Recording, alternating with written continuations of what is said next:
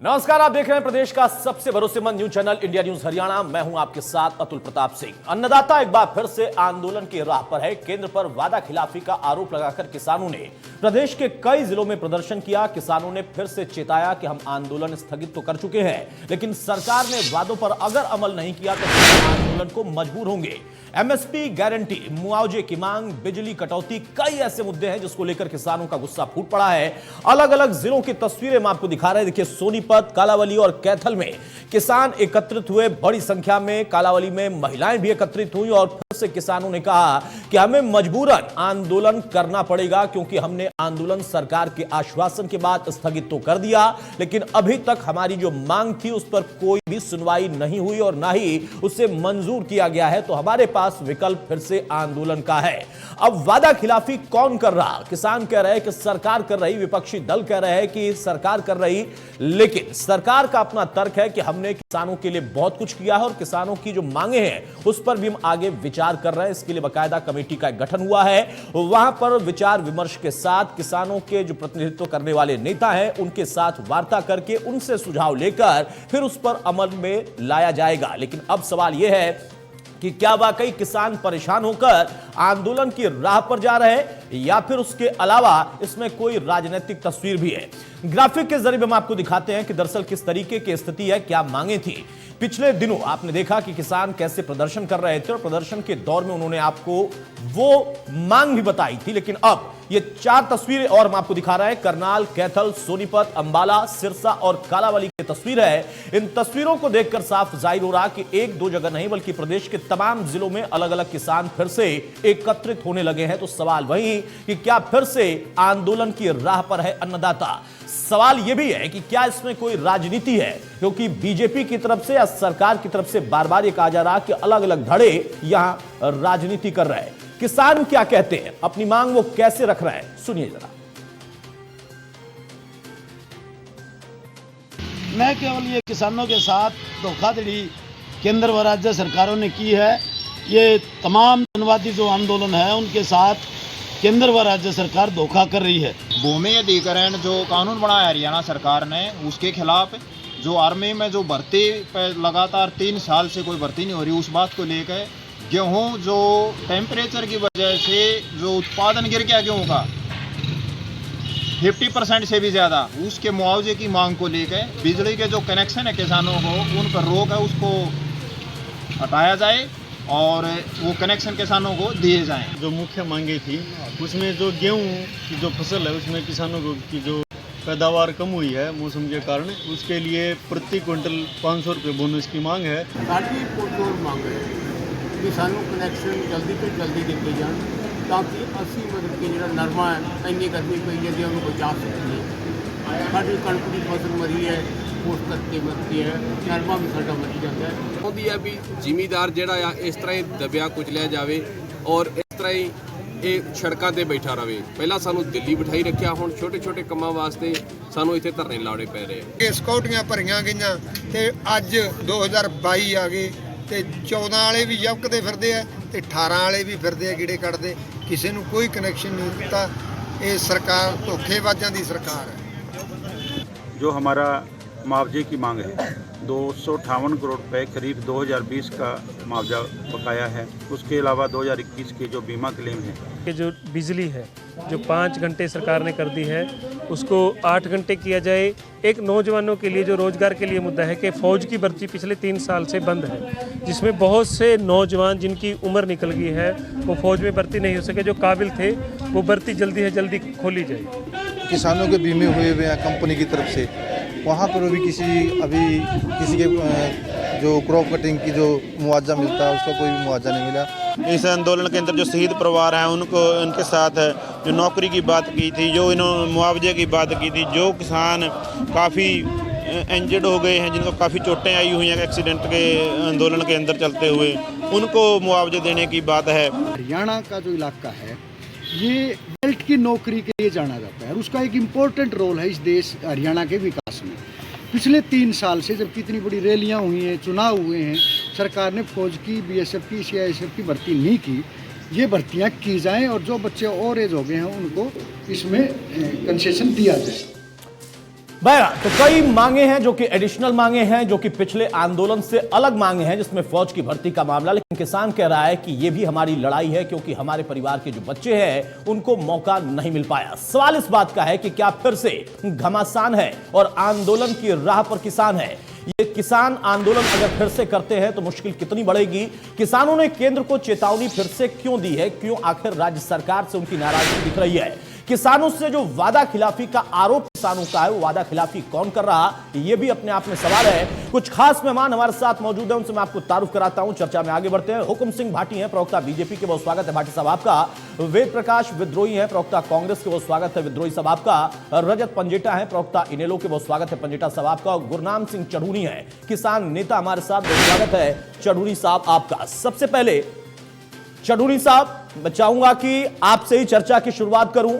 एक किसान आंदोलन, उस आंदोलन के बाद सरकार का आश्वासन, आंदोलन समाप्त हुआ, चुनावी दौर था तो चुनाव से भी उसे जोड़ा गया। कई लोग चुनाव में गए भी, जो कि वहां पर किसान नेता बनकर हुए थे।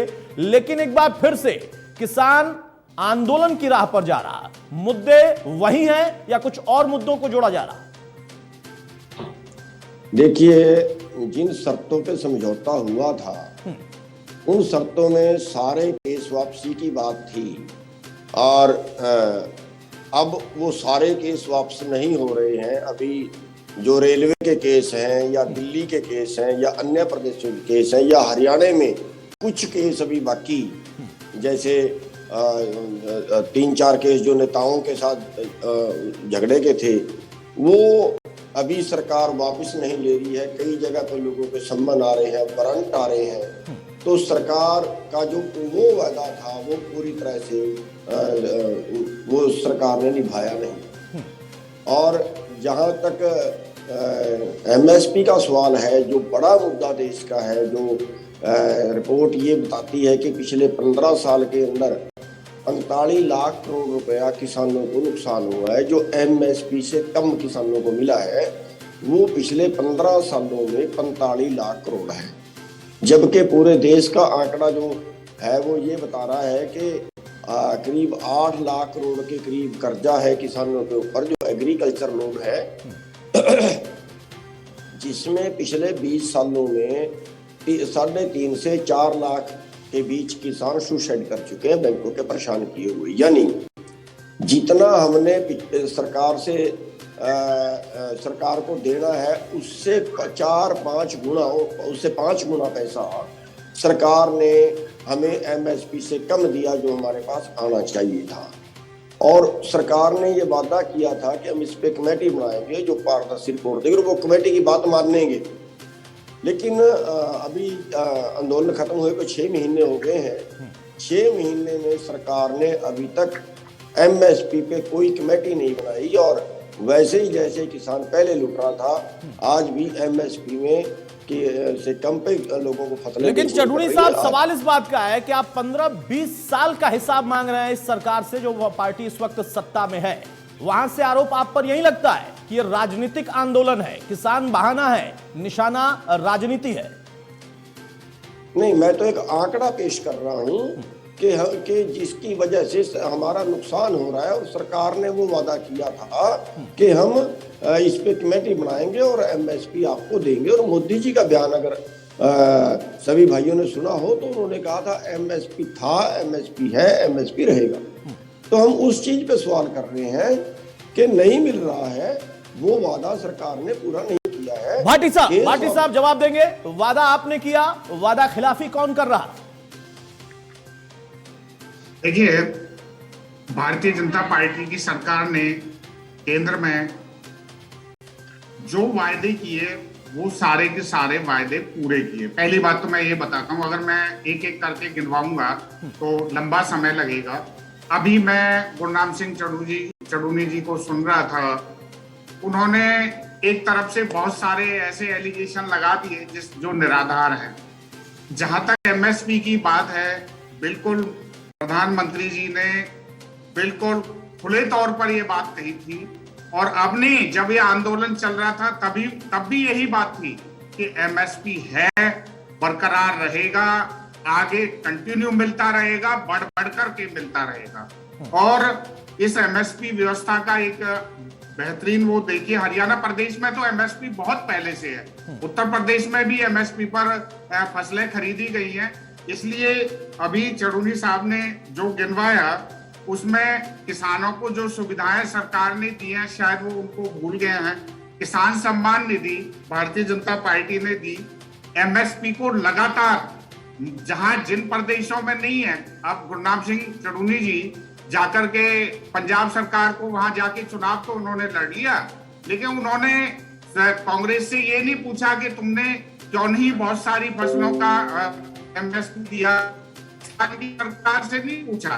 ठीक है, क्योंकि राजनीतिक भावना हो सकती है, कोई एक एजेंडा हो सकता है जिसको जो गुरनाम सिंह जी चलाए हुए हैं, इसमें तो कोई दो राय नहीं है अब, क्योंकि ये तो पूरा देश जान ही गया, क्योंकि खुद भी जाकर के चुनाव लड़ लिया।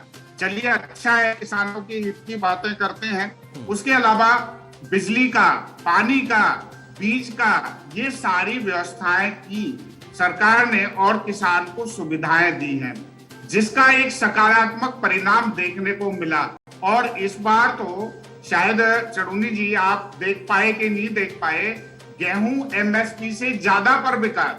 आप देखिए बाजार में उसकी कीमत एमएसपी से भी कहीं ज्यादा थी, बल्कि जो एमएसपी के लिए हमेशा मंडी खुली है, कभी भी जाइए, लेकिन बाजार में उससे ज्यादा कीमत किसान को दी गई।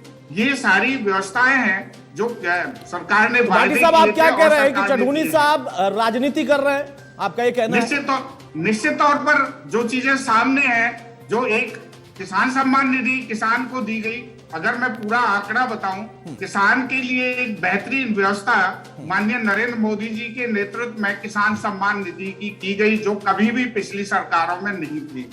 उसके अलावा चाहे तो खाद की है, बीज की है, और चाहे तेल तक पानी, हरियाणा प्रदेश को ले लीजिए, तेल तक पानी पहुंचाने का काम किया, जबकि चढ़ूनी साहब पंजाब गए और चढ़ूनी साहब हरियाणा से हैं। क्या जाकर के आपने पंजाब सरकार से पानी मांगा?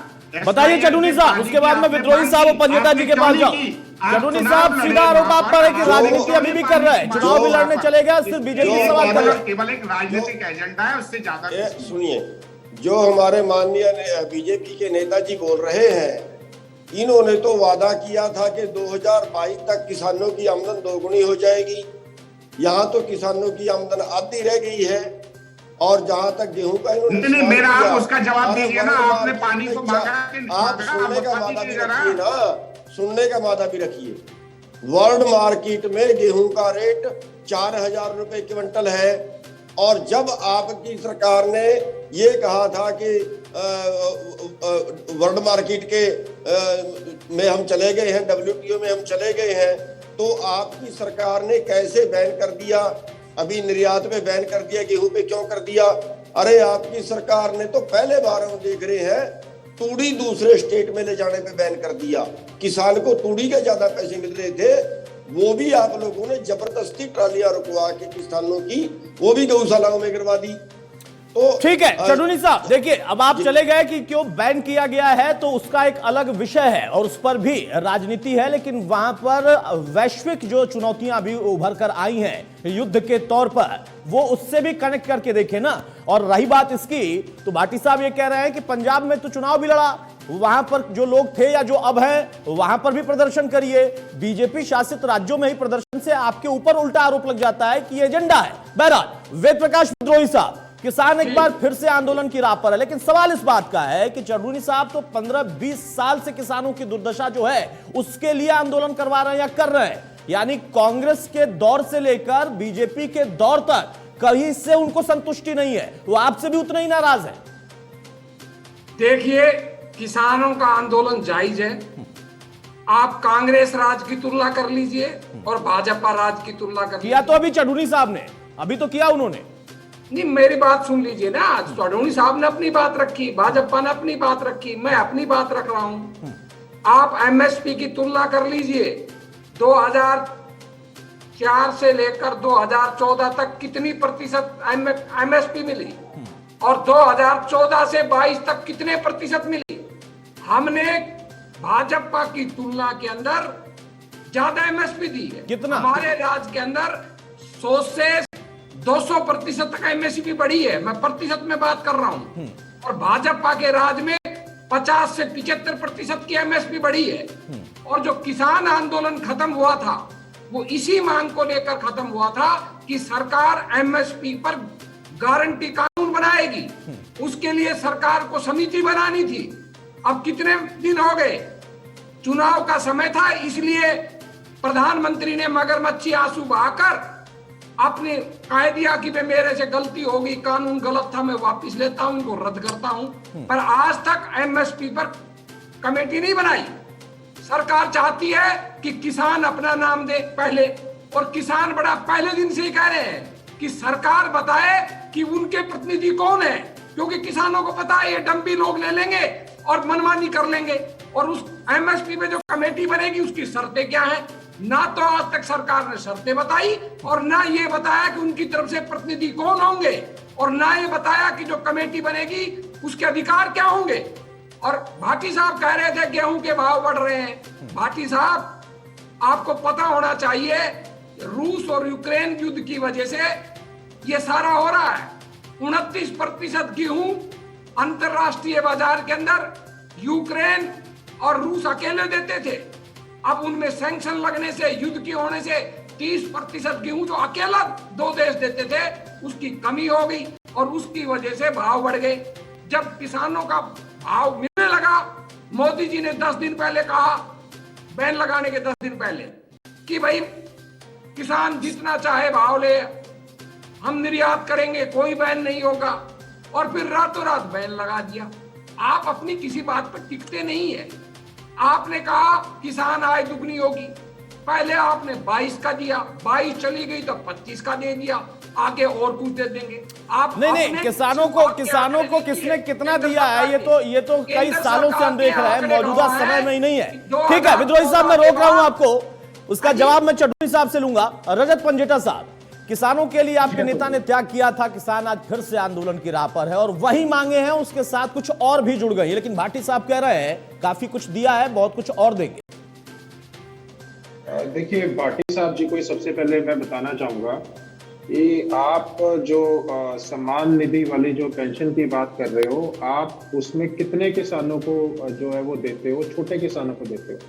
और उससे थोड़े से जो बड़े किसान है, जो छोटा किसान है, वो भी उन पे ही निर्भर है। कल को जाके उसका काम नहीं चलता, कहीं ना कहीं वो उसके खेतों में जाके जो थोड़ा उससे बड़ा किसान है उस पर काम करता है। लेकिन आप जब पूरी ऊपर तक ही कमर तोड़ दोगे ना, तो आप पूरा का पूरा गांव का जो पूरा का पूरा सिस्टम है, आप उसको तोड़ने की, कमर तोड़ने के काम करते हो। जहां तक अभी बात हो रही थी 45 लाख करोड़ का जो घाटा हुआ है पिछले 15 साल में, उसमें आधा समय कांग्रेस का रहा है और आधा समय भाजपा का रहा है। और ये OECD की रिपोर्ट है।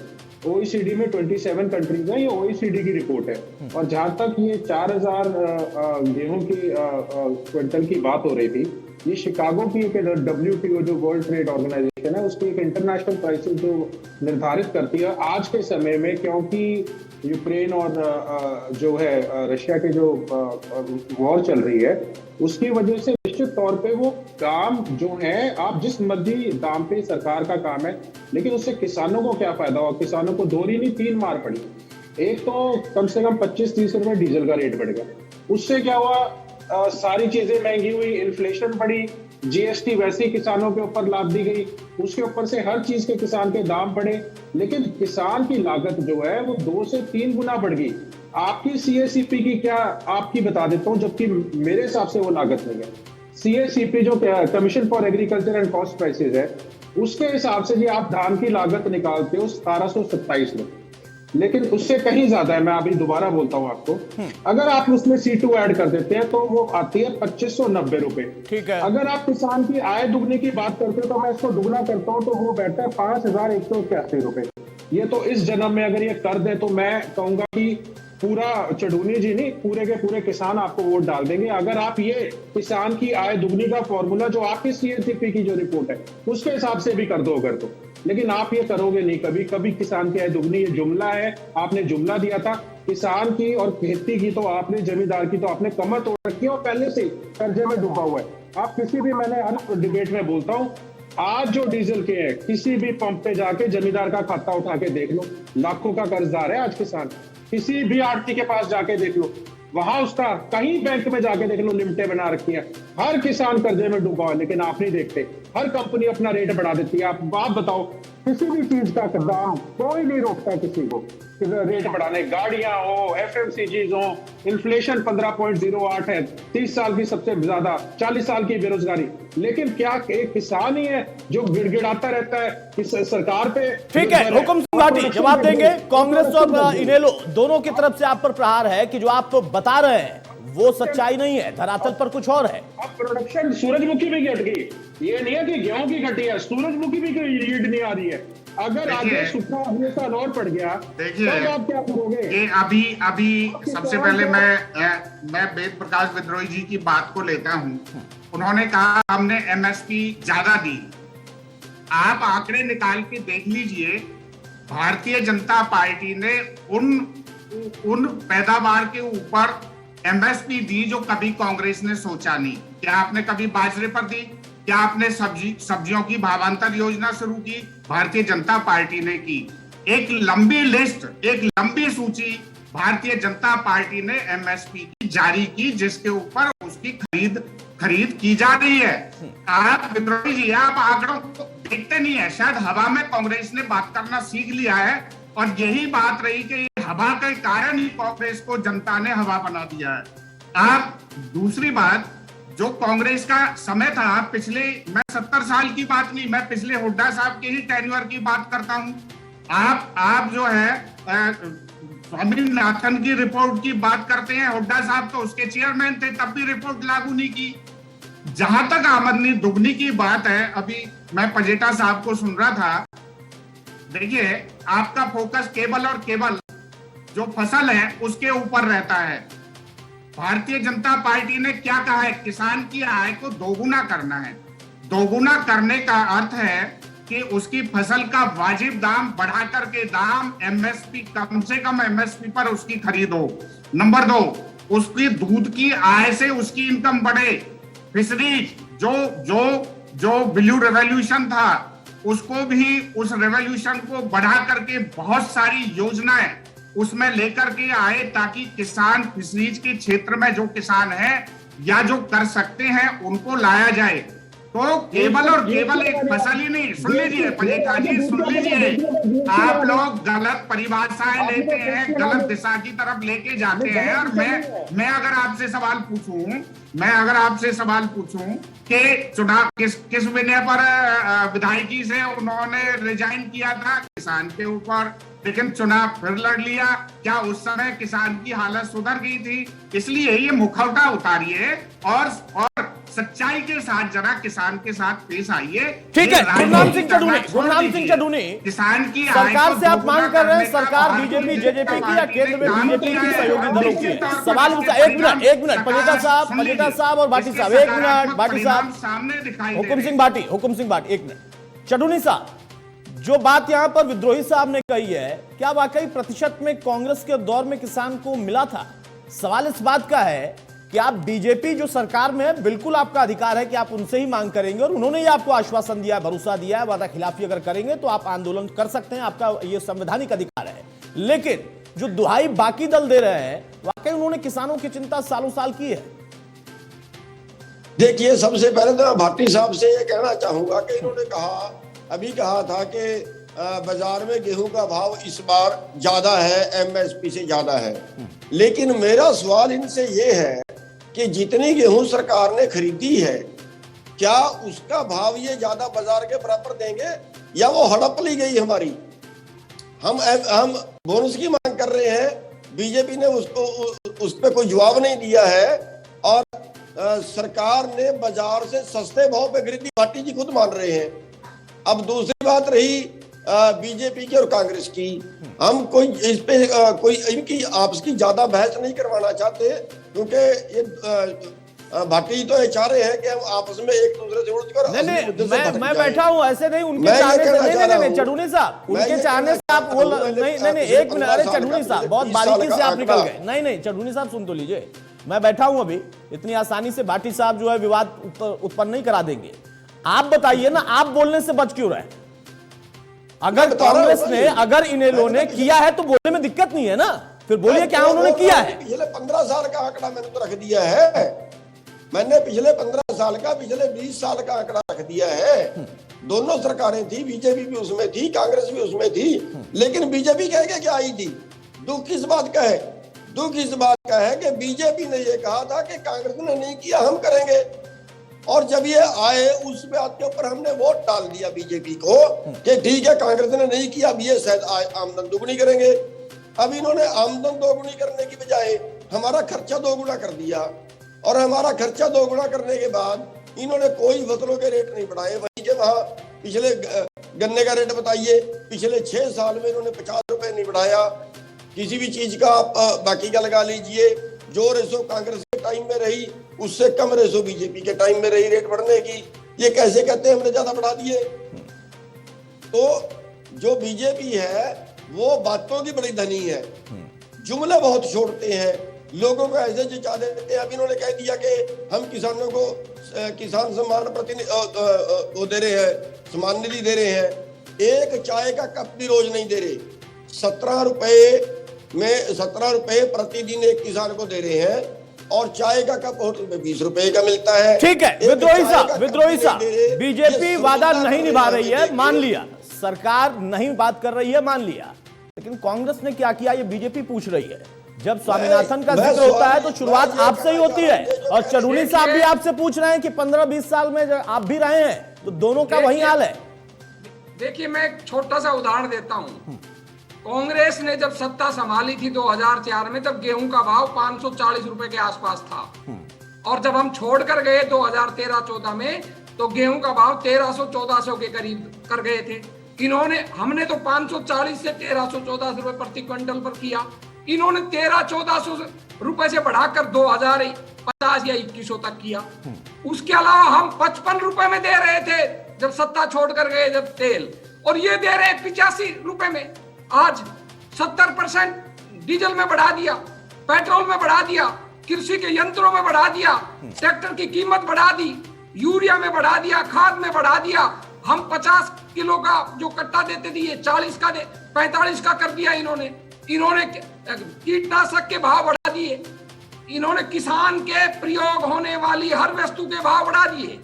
इन्होंने न तो हमारे मुकाबले के अंदर भाव दिया, और जो हम किसान को दे रहे थे पैसा कम भाव करके उनको भी बढ़ा दिया। ये कह रहे हैं कि हमने 2000 रुपए सम्मान निधि दे दी, ये 3 बार देते हैं, 6000 रुपए साल में सम्मान निधि दे दी। आपने 6000 तो दे दिए, पर किसान की जेब से कितना ले लिया आपने? 10,000 रुपए तो साल में केवल डीजल के भाव बढ़ाकर किसान को की जेब से ले लिया। आप किसान को लूटते हो, किसान से ही वापिस देते हो, तो यह कौन सा गणित है आपका? भाटी साहब जल्दी से जवाब, उसके बाद में पंजेटा साहब के पास जाओ। वो तुलनात्मक सवाल पूछ रहे हैं कि हमने ये किया और आपने ये किया। 72,000 का आप कह रहे हैं, आपने सुन लीजिए विद्रोही जी, सुन लीजिए, किसान का नहीं किया। आप हरियाणा की बात करते हैं, जब हरियाणा में हमारा शासन था उस समय किसान की हालत देखो, और आपके शासन में किसान की हालत देखो। विद्रोही साहब आप हरियाणा को देख रहे हैं, मैं राजस्थान भी देखता हूँ, वहाँ का हाल क्या है? विद्रोही साहब अरे एक मिनट, विद्रोही साहब एक मिनट, वेद प्रकाश विद्रोही एक मिनट भाई, अरे धारा प्रभाव मत बोलिए, भाषण नहीं देना है, अरे भाषण नहीं देना है विद्रोही साहब।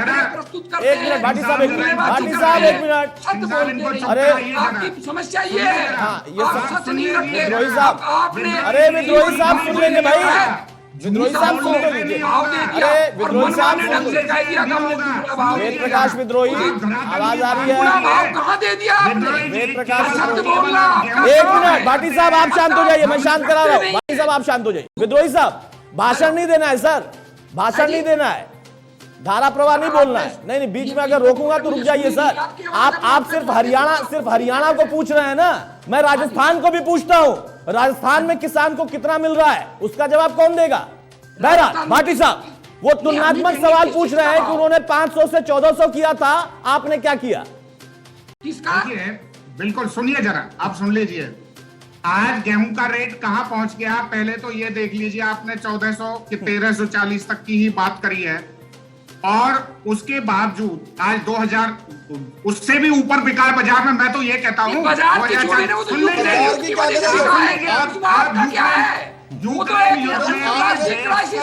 तरह व्यवस्था आप अपनी बताइए ना, बीजेपी हमने 540 से 1340 दिया, कितना प्रतिशत बढ़ा? आप प्रतिशत का बात कीजिए ना, हमने 250% बढ़ाया और आपने 1340 बढ़ाया, आपने बढ़ाया 60%। सब्जियों पर कभी भी भावांतर योजना नहीं दी। बीजेपी के समय में 6 सब्जियों पर भावांतर योजना है, इसलिए केवल और केवल गेहूं की बात ना कीजिए, आप और फसलों की भी बात कीजिए। बाजरे का आपने कभी नाम तक नहीं दिया, जिसके ऊपर 180% तक का भी जो है उसके ऊपर जो वृद्धि है। मैं बाजरे का बहुत सारी ले लूंगा। मैं आपसे एक एक चीज का बता रहा हूँ, बाजरे की एमएसपी हम भी घोषित करते थे। आपने पिछले साल कितना खरीदा? आपने पिछले साल बाजरा बीच में क्यों भाग गए? आपने एक बार चुनाव के लिए खरीद लिया, भाग गए। कांग्रेस के खोदे हुए गड्ढों को भरने के लिए 8 साल हो गए, 8 साल करना पड़ेगा। जुमलेबाजी छोड़िए, जुमलेबाजी छोड़िए, आप आंकड़ों पर आइए। हमारे गड्ढे भरोगे। पेट्रोल और डीजल जो की हमने क्या की? आप उधार से ढांचा खड़ा किया था, आप उस पर चल रहे, आपने देश को बेचकर सरकार चला रहे। जो भारतीय जनता पार्टी की सरकार ने दिया है, वेद प्रकाश जी, चीखने से नहीं होगा। अजी भाई साहब, आप देश को बेचकर नेताओं से आखिर पूछ के आना, सब बातें करना। इसके अलावा कुछ नहीं। दूसरी बात है, सुन लीजिए, आप इस तरह बोलने से नहीं होगा। केवल और केवल आप गेहूं की बातें करिए। आप 10 फसलें और हैं जिसके ऊपर बीजेपी ने एमएसपी दिया है। आप एक एक फसल का तुलना कर लीजिए ना। सुन लो जरा, भाटी साहब, मैं आपको चुनौती दे रहा हूँ, मैं आपको चुनौती दे रहा हूँ। एमएसपी पर आप एक एक फसल का तुलनात्मक मुझे आंकड़ा बताइए। बिल्कुल, आप प्रतिशत में बताइए, प्रतिशत में। मैं आंकड़ों की बात कर रहा हूँ, मैं जुमलों की बात नहीं कर फसलों रहा। पर दे रहे थे आप? कितनी फसलों पर दे रहे थे आप? केवल गेहूं पर कितनी फसलों पर दे रहे थे? कोई एमएसपी नहीं बढ़ा है। जितनी फसलों पर एमएसपी आज मिल रहा है, जितनी फसलों का एमएसपी घोषित होता था, अपने ज्ञान वृद्धि करिए। फसल हरियाणा में ज्यादा खरीदती है। एक मिनट भाटी साहब और विद्रोही साहब, चैलेंज तो आप दे रहे हैं, लेकिन स्वामीनाथन पर जवाब नहीं मिलता है। अब जरा दोनों शांत हो जाइए, दोनों शांत हो जाइए।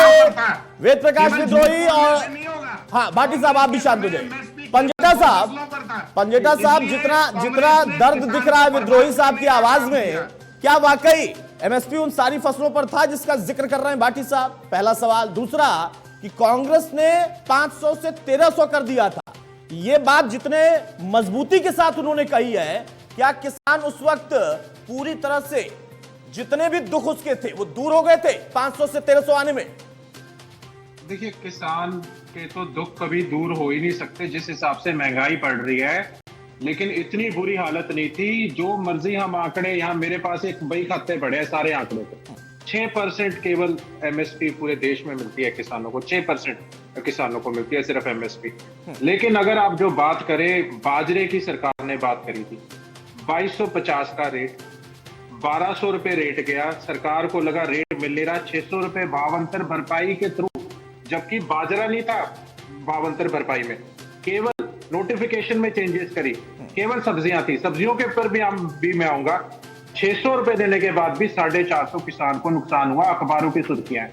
उसके बाद भावांतर भरपाई की बात करते हैं तो शाम के एक किसान है टमाटर उगाने वाले, उनका टमाटर लोगों ने सड़कों पे टमाटर फेंके। मैं जिस बेल्ट से आता हूं, जमुनानगर कुरुक्षेत्र की, लगी लगाई फसलें सब्जियां बादी लोगों ने अपने ट्रैक्टर फेर दिए उसके ऊपर, क्योंकि जो लेके गए अम्बाड़ा में, देहरादून के अंदर अपनी गाजर मुड़ी, एक तो किसानों के डंडे मारे कोरोना के अंदर, ऊपर से वहां मंडी में इन्होंने एसोसिएशन बना ली कि इसके ऊपर दाम नहीं देंगे। वो कहेंगे शेयर का तो डीजल ले आए, वो कहां फेंके? उन्होंने वहां भी नहीं फेंकी, सड़कों पर फेंका। जानवर खा रहे होते हैं, कहां जाती आपकी भावांतर भरपाई होती है? ये सिर्फ हम जो धरातल पे जो है ना उस पर डिबेट करें तो अच्छा है। आंकड़े रोज बिठाने के ये लिख के या सबके पास होते हैं आंकड़े। जहां की आप बात कर रहे हो ना भाटी साहब, 2100 रुपए ओम प्रकाश धनखड़ नंगे बदन आज से 9 साल 8 साल पहले 2013 के अंदर नंगे बदन 2100 रुपए मांग रहे थे। आपको याद है वो दिन? आज भी 2150 पे आप आज पहुंचे हो। आप किसान की आय दुगनी करने की बात करते हो, 4200 ही कर दो, 5100 नहीं करने तो। किसान की तो अगर दाम दोगे तभी आय दुगनी होगी। आपकी कोई सम्मान निधि नहीं चाहिए अब किसान को, कुछ नहीं चाहिए। आप उसकी एक काम करो, आप उसकी जो लागत है ना उसके ऊपर लगा के उसकी लागत को डबल कर दो, छोड़ो मुनाफा। बोलो भाई लागत जो आपकी उसको डबल करके देंगे, आपको हम 4200 रुपए देते हैं। 2100 रुपए मांगे थे धनखड़ ने, 2100 रुपए डबल हो गए 4200। आप 4200 दे दो डिबेट के ऊपर, मैं चैलेंज करता हूँ आपको। आप क्या दोगे आप किसान को? ठीक है, ठीक है भाटी साहब, छोटा सा जवाब। भाटी साहब छोटा सा जवाब, समय थोड़ा कम है, पंजेटा साहब सुनते हैं। भाटी साहब छोटा सा जवाब। सिंह साहब देखिए, विपक्ष की जो भूमिका रहती है वो सकारात्मक रहनी चाहिए, लेकिन केवल और केवल झूठ और उसके आधार पर अगर ये डिबेट करें तो अच्छी बात नहीं है। इन्होंने कहा सब्जियां फेंकी गई। मैं खुद मार्केट कमेटी बल्लौड़ का चेयरमैन रहा हूं। सरकार ने सब्जियों का रेट ना एकदम नीचे आने दिया, ना उसका कोई किसी तरह का बाजार में कि उसकी ब्लैक मार्केटिंग हो जाए, ये काम पूरे कोरोना में नहीं होने दिया। बाकायदा पासे इशू किए गए बेचने वालों को और उसको नियंत्रण। सुन लीजिए, आपके उंगली हिलाने से थोड़ा भी होता है। बोलिए बोलिए, जल्दी से जल्दी से। 2000 से 2005 तक चलाई, क्या सरकार चलाई?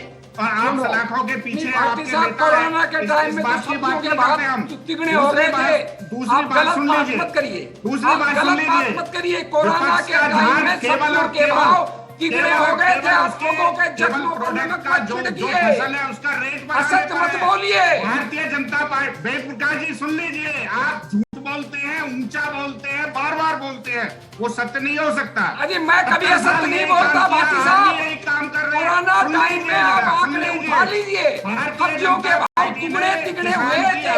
अगर मेरी ये बात गलत हो तो आप जो चाहे सजा देते हैं मुझे। काम किया है। अभी धनखड़ जी का उदाहरण दे रहे थे, बिल्कुल भारतीय जनता पार्टी ने प्रदर्शन किया और हमने कहा कि स्वामीनाथन की रिपोर्ट को लागू करेंगे और लागू किया है। वो रिपोर्ट कोई एक लाइन की रिपोर्ट नहीं है, उसमें पानी की व्यवस्था, सब्जी की पानी की व्यवस्था, खाद की व्यवस्था, बीज की व्यवस्था, उसके अलावा प्रोडक्ट की कीमत, उसके अलावा अल्टरनेट। मैंने पहले भी कहा, दूध का है चाहे मछली पालन है, सरकार ने सुन लीजिए पंडिता जी, झूठ बोलने से नहीं। ठीक है, ठीक है, ठीक है भाटी साहब, मैं रोक रहा हूं, अब आपको रोक रहा हूं, समय नहीं है मेरे पास। 1 मिनट। गुरनाम सिंह चढ़ूनी, गुरनाम सिंह चढ़ूनी, आप बीच में आइए चर्चा में। 1 मिनट। भाटी साहब शांत हो जाइए, विद्रोही साहब आप भी शांत हो जाइए, दोनों लोग शांत हो जाइए प्लीज, दोनों लोग। विद्रोही साहब आपसे भी कह रहा हूँ, विद्रोही साहब आप भी शांत हो जाइए। विद्रोही साहब, अरे इतना क्यों चिल्ला रहे हैं भाई? अरे इतना क्यों चिल्ला रहे हैं? स्वामीनाथन पर पूछना शुरू कर दूंगा, एक भी जवाब नहीं आ पाएगा। रिपोर्ट दबाकर बैठे थे 10 साल। अरे वेद प्रकाश विद्रोही, विद्रोही साहब शांत हो जाइए ना, इतना मत चिल्लाइए। स्वामीनाथन नहीं, स्वामीनाथन पर पूछूंगा तो एक आवाज नहीं निकलेगी। स्वामीनाथन पर पूछ लूंगा, एक जवाब नहीं निकलेगा, एक भी जवाब नहीं है, फिर घुमाते रहेंगे। और फिर राजस्थान के किसान को पूछ लूंगा तो वहां घुमाते रहेंगे। बहरहाल चढ़ूनी साहब आपसे मेरा सवाल है, फाइनल कमेंट्री बहुत संक्षेप में। ये सारी राजनीति के बीच में आप पर भी राजनीति का आरोप है, क्योंकि इसी बीच में चुनाव होता है। सुन लीजिए चढ़ूनी साहब, पहले सुन लीजिए, इसी बीच में चुनाव होता है। वो चुनाव जहां पर उत्तर प्रदेश के एक बहुत बड़े किसान नेता थे जो दावा कर रहे थे कि इस बार किसान उत्तर प्रदेश में बड़ा परिवर्तन कर देगा। बाद में जो नतीजा आया वो क्या है, और खुद उनको ही निकाल दिया गया। वही आरोप आप पर भी लगता है कि आंदोलन तो है, किसान की दिक्कत तो है, लेकिन उसके बीच में आप राजनीति करते हैं। देखिए, पहले बात तो मैं कहना चाहूंगा, जो बीजेपी वाले हैं ये बात घुमाने के बहुत स्पेशलिस्ट हैं। नहीं, बात तो आप भी घुमा रहे हैं ना, मेरा सीधा सवाल है, राजनीति नहीं आपकी। मतलब अगर आप बात करेंगे, सुनिए बात को घुमाने के आप बात का जवाब दीजिए ना। आपने वादा किया था C2+50 का रेट का, आज आप हरियाणा का गेहूं की लागत देखिए, आपके एग्रीकल्चर डिपार्टमेंट की 2200 से ज्यादा लागत बता रहा है, तो क्या भाव बढ़ता है? 3300 रुपए बनना चाहिए ना। आप C2+ छोड़ के आप A2 पे आ गए। A2 का आपने अपने भाषणों में, अपने वादे में कहाँ जिक्र किया था? ठीक बोल रहे थे कि 2100 रुपए मांग रहे थे आज से 9 साल पहले, और अभी आप 2015 हमें दे रहे हो। अभी मेरा सवाल चढ़ूनी साहब था, ये सारी बातें हम जानते हैं। मेरा सवाल ये है, कोई राजनीति तो नहीं कर रहे ना? जो आपने राजनीति तो नहीं कर रहे हैं ना? ये ईवीएम से इलेक्शन करवाते हैं और ईवीएम में गड़बड़ी करते हैं। ईवीएम में गड़बड़ी, आप हार गए तो ईवीएम में गड़बड़ी हो गई। अब इसी से लगता है कि आपकी भी राजनीति है, यही बात है, क्योंकि एक बहुत बड़े किसान नेता, एक बहुत बड़े किसान नेता जो कि 2 बार चुनाव लड़ने के बाद उनको ज्ञान प्राप्त हुआ था कि चुनाव लड़ना और राजनीति में जाना बिल्कुल नाले में जाने जैसा है, लेकिन फिर भी उन्हीं किसानों ने अलग कर दिया जिसके लिए वो लड़ाई लड़ रहे थे। तो आपसे भी यही सवाल था। बहरहाल बहुत शुक्रिया भाटी साहब आपका, गुरनाम सिंह चढ़ूनी आपका, विद्रोही साहब आपका, पंजेटा साहब आपका। आंदोलन की राह पर एक बार किसान तो है, लेकिन सवाल इस बात का है कि क्या उनका नेतृत्व करने वाले सही तरीके से उसकी मांग को उठाते हैं या उनको सिर्फ मोहरा बनाते हैं। वादा सरकार का है, सरकार को पूरा करना होगा, क्योंकि यहां किसान समस्या में है।